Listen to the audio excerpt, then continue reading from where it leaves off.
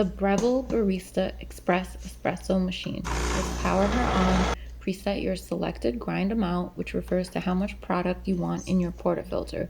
Tip: 18 grams is the typical recommendation. For filter size, grind either 1 or 2 shots worth of espresso. Program: here you can schedule your machine. I'm not doing that. Cup size, either 1 or 2 shots worth of liquid. Now, grab your coffee beans. You just need a little bit to add daily to the hopper so your coffee is as fresh as possible. Stir it around evenly and put on the hopper lid. Grab your portafilter and place it here to collect your freshly ground coffee beans.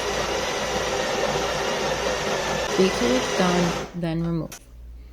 Grab the magnetic tamper and tamp down. It should look nice and packed down, just like this.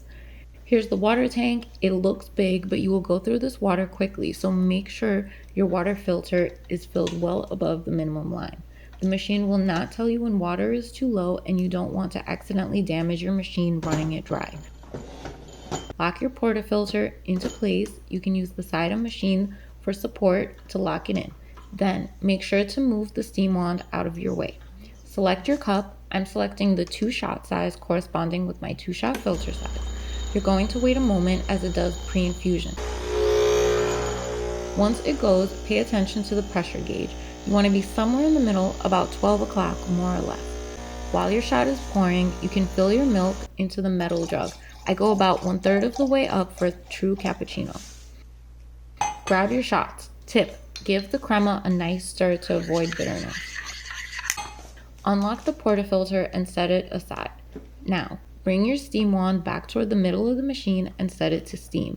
To make sure you turn the knob enough, check that this indicator light starts blinking. When it's ready, the light will go solid. It will probably spit out some water before you have real steam. When you have steam, get your jug in there and do it quick. Touch the bottom of the jug, and when it gets hot to the touch, you know that it's done and ready. Now, turn off the steam and carefully pull the jug away. Be careful not to burn yourself. Immediately grab a wet towel and wipe down the wand before the milk burns onto it. And always, always purge the wand of any milk. You just turn on the steam again for a few seconds. That should do it. Now take your milk, tap it down to get rid of the bubbles. It should resemble the consistency of paint.